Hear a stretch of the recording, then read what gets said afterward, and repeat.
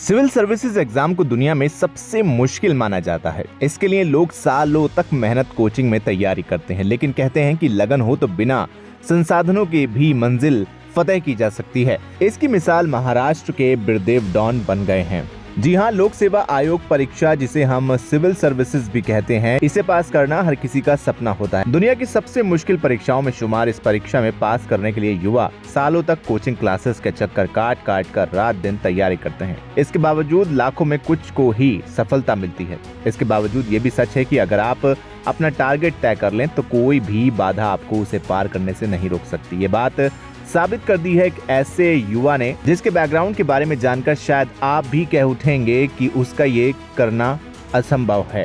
हम बात कर रहे हैं महाराष्ट्र के कोल्हापुर जिले के एक छोटे से गांव यमगे के निवासी बिरदेव सिद्धूपा डॉन की, जिन्होंने इम्पॉसिबल को पॉसिबल कर दिया है। मामूली से चरवाहा परिवार के बिरदेव अब तक भेड़, बकरियां और गाय चराने का काम करते थे, लेकिन मन में सपने कुछ और ही थे। उन सपनों को पूरा करने के लिए उन्होंने मन में ठानी और रात दिन की मेहनत से बिना किसी कोचिंग के यूपीएससी एग्जाम फतेह करके सभी को हैरान कर दिया। बिरदेव अब जल्द ही आपको कंधे पर इंडियन पुलिस सर्विस यानी आईपीएस का बैच लगाकर खाकी वर्दी में दिखाई देंगे। बिरदेव डॉन पिछले 3 साल से यूपीएससी एग्जाम का किला फतेह करने में लगे हुए थे। पहली 2 बार वो अनसक्सेसफुल रहे, लेकिन यूपीएससी एग्जाम 2024 में उन्होंने तीसरे प्रयास में आखिरकार अपना टारगेट हासिल कर लिया। बिरदेव को यूपीएससी में ऑल इंडिया रैंक 551 भी हासिल हुई है, जिससे उनका आईपीएस बनने का रास्ता खुल गया है।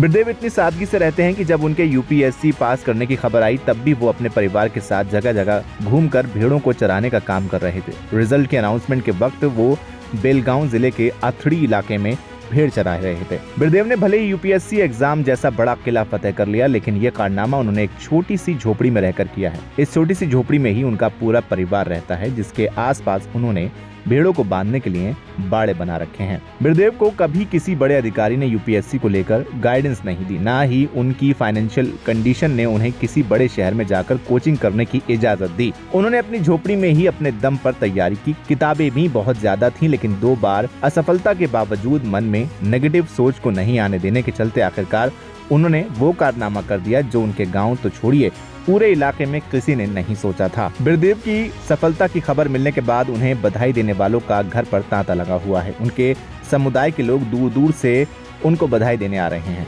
जिसने पूरी बिरादरी का नाम रोशन कर दिया है। बिरदेव को उनकी यूपीएससी रैंक के हिसाब से आईपीएस का पद मिल सकता है। हालांकि ये तय नहीं है। फिलहाल बिरदेव का एक ही मंत्र है कि पद कोई भी मिले, लेकिन वो देश की और लोगों की सेवा कर सके।